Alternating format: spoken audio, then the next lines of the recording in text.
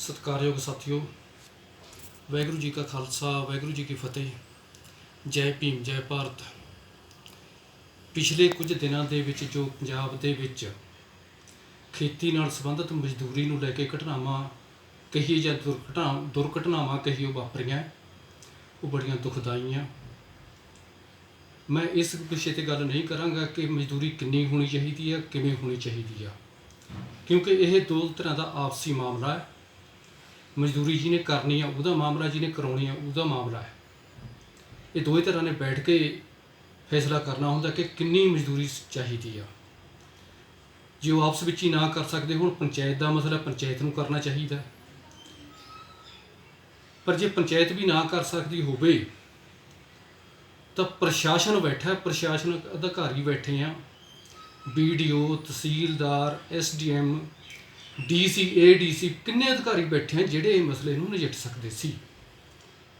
पर देखण विच आया कि मजदूरी के नां दे उत्ते जिहड़े पंजाब दे विच कुछ पिंडां दे विच फैसले कीते गए हैं, वो जगीरू सोच नूं दर्शाउंदे हैं, रजवाड़ाशाही सोच नूं दर्शाउंदे हैं ते जाति हैंकड़ नूं दर्शाउंदे हैं।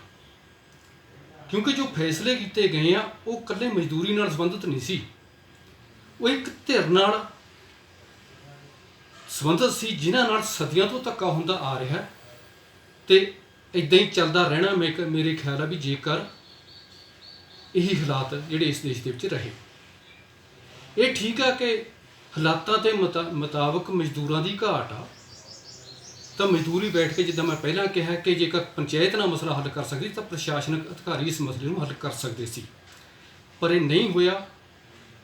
तो उस मजदूरी ने ते जिहड़े तुगलकी फैसले सुनाए गए हैं उसकी सब तो वड्डी जिहड़ी दुखदाई गल आ कि वो जिहड़े मते पढ़े गए, जिहड़े फैसले सुनाए गए वो गुरुद्वारा साहब दे विचों सुनाए गए, फैसलिਆਂ ਦੇ ਲਈ ਅਰਦਾਸਾਂ ਕੀਤੀਆਂ ਗਈਆਂ। जिस गुरु घर दे विचों सरबत दा भला मंगिया जाता, जिस गुरु घर दे विच गरीब दा मूँह नूं गुरु दी गोरख कहा जाता, जिस घर दे विच मानस की जात सब एको पहचान दा होका दिता जाता है, उत्थों ही फैसले सुनाए गए। ये बहुत दुखदाई आ, मन नूं बहुत ठेस पहुंची आ, क्योंकि बेशक कुछ जथेबंदियां ने, खासकर सिख जथेबंदियां ने इन्हां फैसलों की निखेधी की है, पर जिहड़ियां संबंधित धिरां अथॉरिटियां वो चुपचाप बैठियां रहियां। पंजाब दे विच 3 तख्त, तलवंडी साहिब, अनंदपुर साहिब ते खासकर अकाल तख्त जथेदारां ने इन्हां फैसलों के बारे जिहड़े गुरु घरां दे विचों सुनाए गए एक शब्द भी नहीं कहा। बहुत ही दुखदाई आ। याद आउंदा कि पिछले दिनों के विच मैं गल एक सुनी सी, केस सुनी सी, भाई साहब भाई रणजीत सिंह जी ढड्डरियां वाले कह रहे थे कि जिहड़े दलित लोग आ, शेड्यूल कास्ट लोग आ, इन्हां नाल सिख धर्म दे विच धक्का होया, ये सिख धर्म दे विच दूर चले गए। बाकी उन्हां दी गल मैनूं सच्ची लगदी है कि बाकी सिख धर्म दे विच इन्हां लोकां नाल धक्का हो रहा है, क्योंकि जो फैसले गुरुद्वारे दे विचों सुनाए गए उन्हां दे लई जिहड़ियां अथॉरिटियां जथेदार आ उन्हां नूं बोलना चाहिए सी, उन्हां दी निंदा करनी चाहिए सी। साथियों, याद आता है कि पिछले लंबे समय तो गल चल रही है कि बाबा साहब डॉक्टर भीमराव अंबेडकर जी ने सिख धर्म क्यों नहीं बनाया। पिछले समय के विच किताबां भी लिखी गई, साहित्यकारां ने, इतिहासकारां ने खोजां करके किताबां भी लिखियां, इस विषय पर सैमीनार भी होए कि बाबा साहब डॉक्टर भीमराव अंबेडकर जी सिख धर्म नहीं अपना सके, उसका दोषी कौन आ।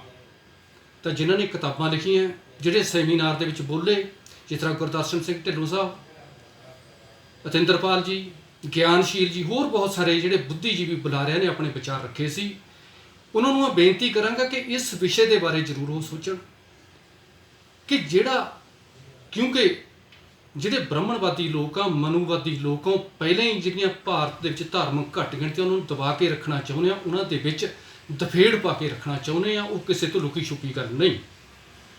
सो साथियों, ये जिहड़ी दुखदाई घटनावां वापरियां इन्हां नूं सानूं समझण दी लोड़ आ।